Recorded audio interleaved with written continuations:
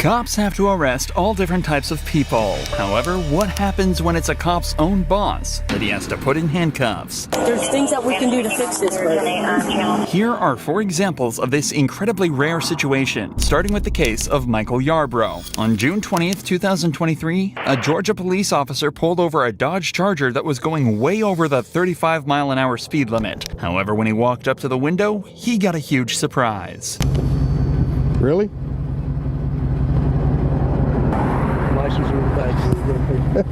Yeah. The man behind the wheel was Chief Deputy of the local PD, Michael Yarbrough, not the person this officer expected to pull over. But in reality, this changes nothing, and the officer asks Yarbrough to give over his license and registration, something he's not pleased with at all. Hello? Guess who I just pulled over? Who? Yarbrough. Really? Yeah, the chief deputy driving a Dodge Charger, a souped-up Dodge Charger belongs to the sheriff's office. I just clocked this at 96 in a 35. What was the issue? I mean, why is he speeding? No reason. He's in an unmarked car. He just got a high horsepower car and decided he wanted to play. It's your traffic stop. You do what you think you should do. I mean, I'm not telling you one way or the other. You do a 96 and a 35. Okay. Well, you know I don't care for him, so I'm gonna ride his. If body cams weren't around, this stop could have gone a totally different way. But it seems like this officer isn't the biggest fan of Yarbrough and decides to issue him a citation for speeding. For some, handing your boss a $500 fine is a dream come true, and it looks like it's the same way for this officer. Sir, here's your ID back. This is your copy of the citation. If you would sign right here. It's got a court date, time it's a must appear. Yes, sir. Please slow down and have a safe day. In Georgia, speeding tickets are priced based on how much you're exceeding the speed limit. For example, if you're over 24 miles an hour over, you're looking at $500 in fines. However, there's an extra super speeder charge you're liable to if you're going as fast as Yarbrough was. But it looks like this officer decided to mess with his boss even more, as this ticket excluded the extra fee, but instead required him to appear in court. After the incident, Yarbrough was also suspended for 40 hours without pay. However, that's just a fraction of what Corporal Scott Birdzick was hit with after crashing his car while drunk. Reached out for my lighter, slammed into his ass. Cool. Yeah, not really. Not really. Yeah. Are you okay? Oh yeah, no, I'm good. Your car's fucked up. No, absolutely. Which I just fucking fixed. Obviously, Brooke and Scott are familiar with each other, and curiously, Scott holds nothing back when describing exactly how the incident went down.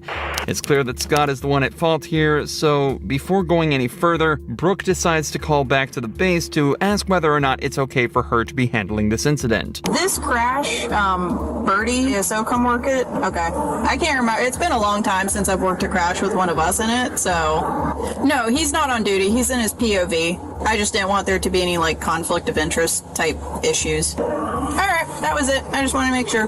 Yay, bye. Damn it, Birdie. Brooke is given the go-ahead and told that there should be no issues with her handling this case, but that was before she noticed this. You good? Wait. Huh? Wait on his way. He's not coming. Good? Walking home, but yep, I'm good. So, Birdie, you giving me some indicators? Oh. Listen. Good woman. Listen. Valdez is coming out just to...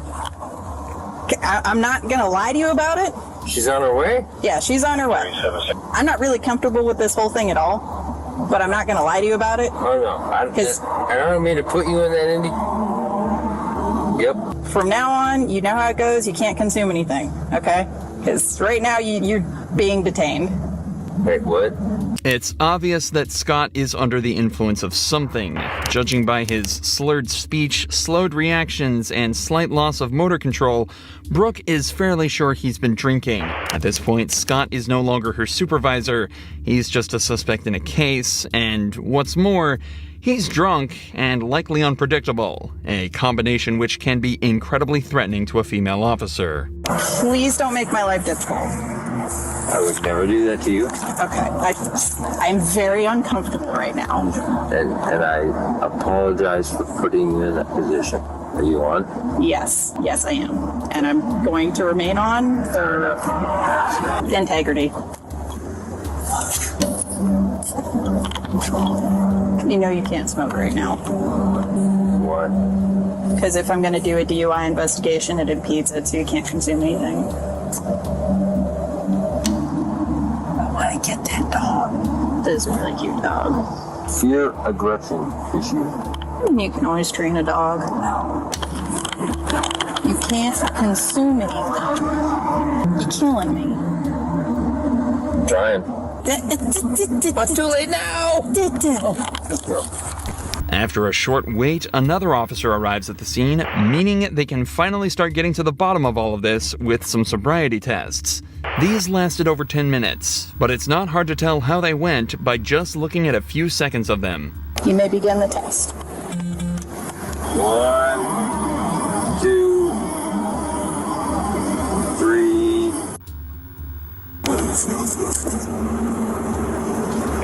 Judging by this and the overwhelming amounts of evidence against him at this point, the officers thought it was safe to conclude that Scott had been drinking that night and decided it was time to put him in cuffs. Something he was far from happy about. There's things that we can do to fix this, but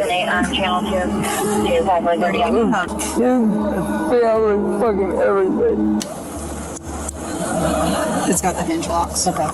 So, good to go? Despite Scott being one of the most polite and respectful suspects ever on this channel, he was actually hit with a better sentence than the majority of criminal cops.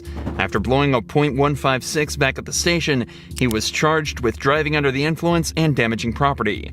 He was ordered to pay just under $1,000 in fines, serve 50 hours of community service, and take multiple substance abuse and DUI classes, and had his driver's license suspended for 6 months.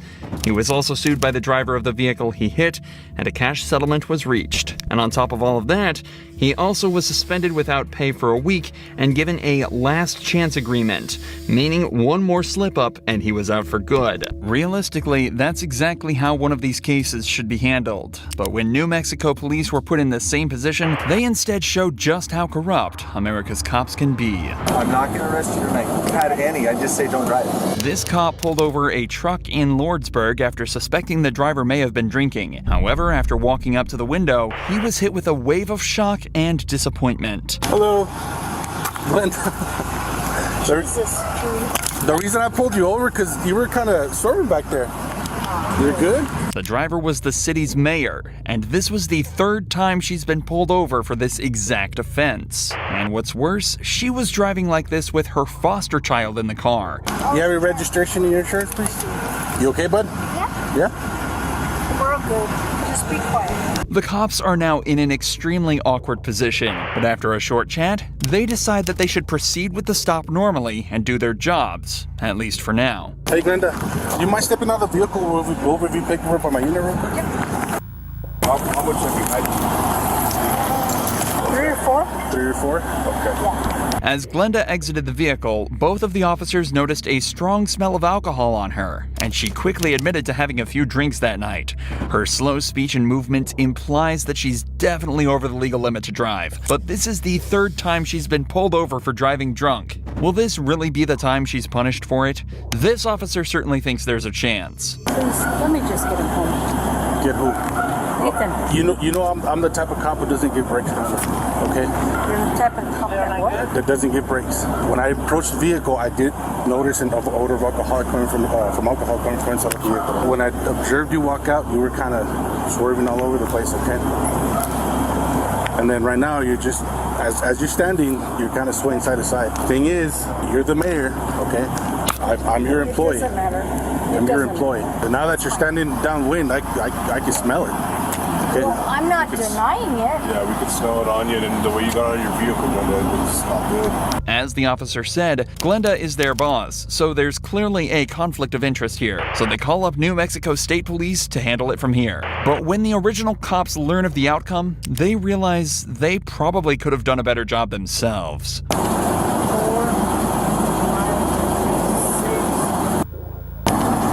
Doesn't matter. Your choice. So you're right there at that point. I don't think you're quite over the limit off of the clues that I saw, but I think you're right close to it. Where the limit might be .08, I think you're about a .06. My house is literally right around the corner. I'm not going to arrest you tonight.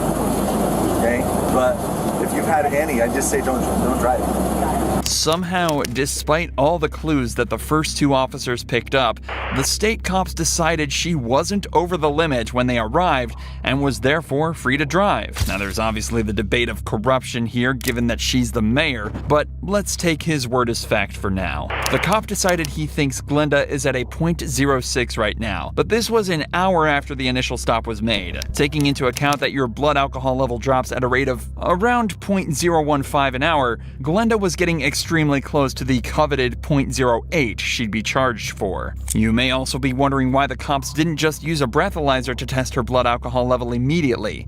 The answer there lies in the Fourth Amendment. Cops have to provide probable cause that a driver is impaired before they're allowed to collect chemical evidence that proves this. That's what the sobriety tests are for. The combination of these two problems is what led to Glenda going home that night instead of to jail, why this is her third time being pulled over for this, and why it probably won't be her last. But unfortunately for this next boss, his employee wasn't so kind when it came to his DUI stop. Stay in your vehicle. Get back in your car. I'm drunk? No, I'm the captain. Huh? A what? Captain. Of what? The big. Don't reach in your pocket. Get back in your car. Have a seat. I will. I'm not. You been drinking tonight? I just got a ride. You've been drinking tonight, sir. I'm a captain on the police department. What police department? Oklahoma City. What division? Investigations. How much we had to drink tonight, sir?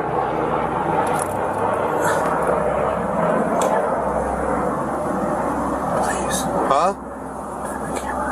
I'm not turning my camera off. Okay. This guy isn't just drunk. He's absolutely hammered, even to the point where he thinks the camera can't hear him whispering. But despite the captain's pleas, the officer refuses to turn off his camera and continues with the investigation. Go ahead and step out of the vehicle. You gotta be kidding me. How much we drink tonight, sir? I was at a poker game. Uh-huh. Because you were swerving all over me when you turn off here, you didn't use your signal. I'm sorry. How much you drink at your poker game?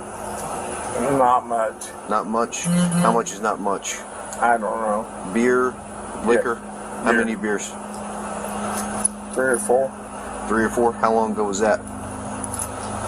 It's been going on a while. How long ago did you drink your last beer, sir? What time is it now? It's 0140. Midnight.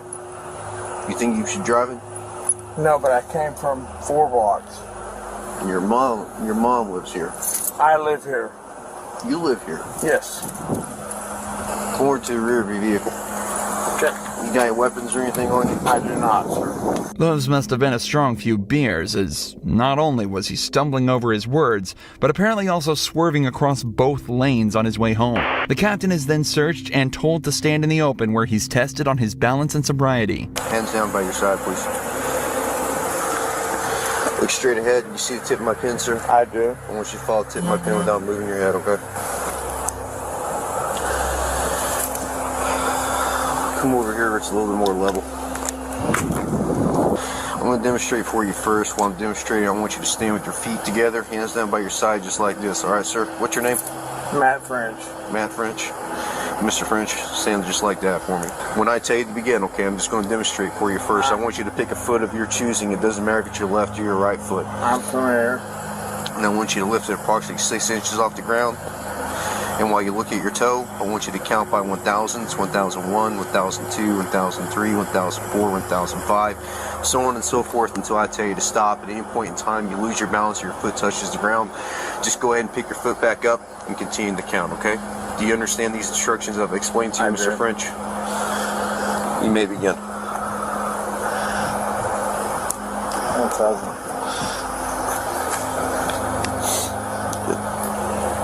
Keep Sir, going. can you turn that off?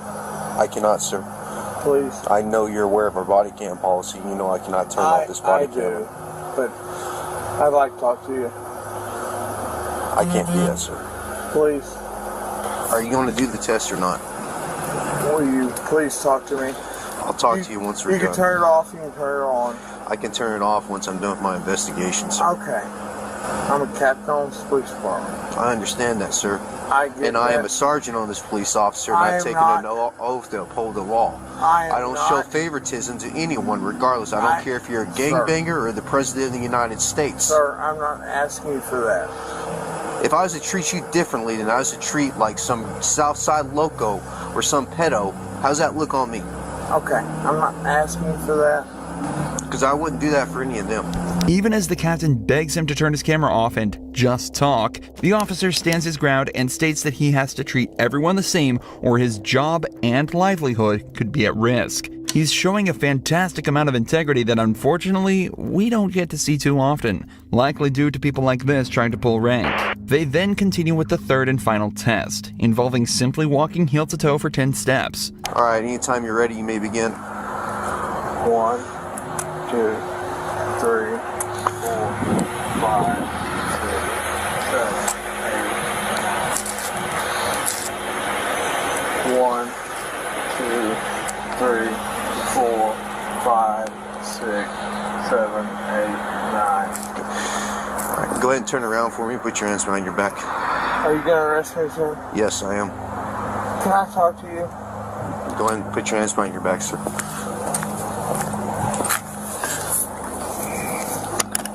Now that the investigation is concluded and the perp is placed under arrest, the officer turns off his camera and returns the captain to the police department. Not only was he suspended from his position as Oklahoma police captain, but he was also hit with the regular punishments for DUI, likely amounting to a small fine and a few months in jail. If you enjoy true crime videos like this, make sure you're subscribed to see more.